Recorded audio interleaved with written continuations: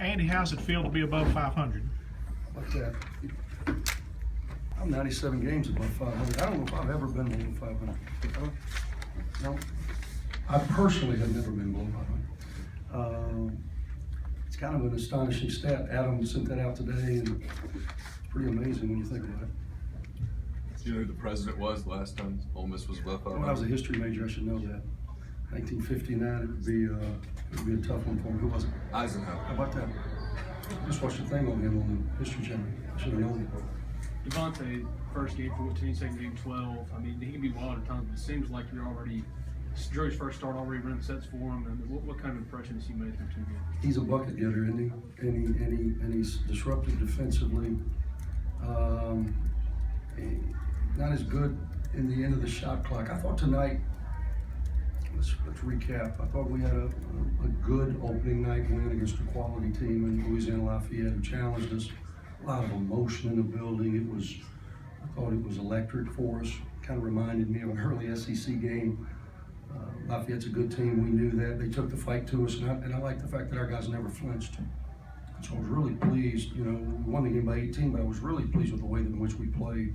Tonight, not so much. We knew that tempo was going to be a completely different ball game. You know, Louisiana Lafayette's like us. They want to play up and down. We knew they were going to play late in the clock and go through Nick Mayo, who is a really good player.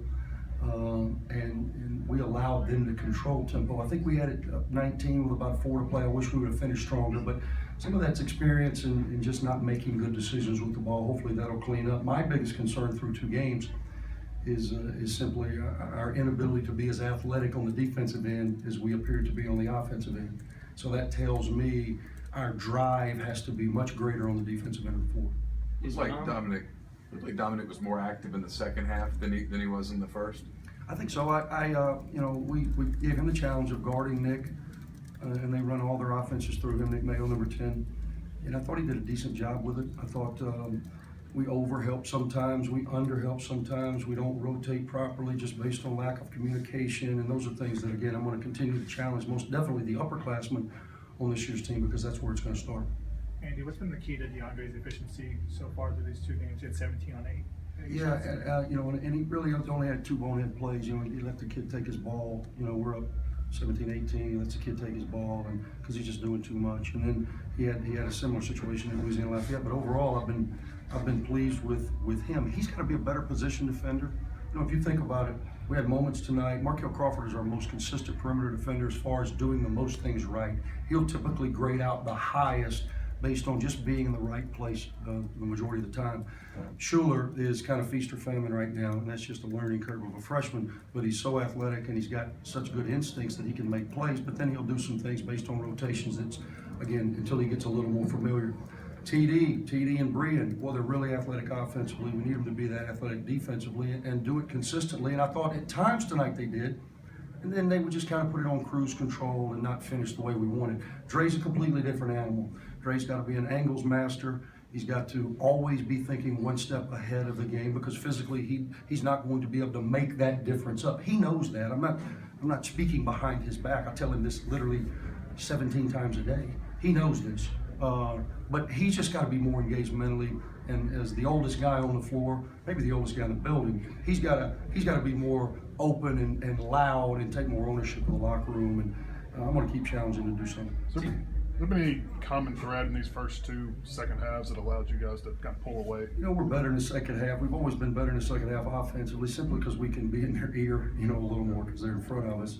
It's so hard to say. You know, a lot of times in the first half they'll take a bad shot and say, "Oh, I didn't hear what you were calling." It's a little more difficult to say that in a second. And I just think, you know, we have spurts. We just need to be more consistent. Some of that is, again, tonight I started Schuler. We're still trying to figure out who can play with whom.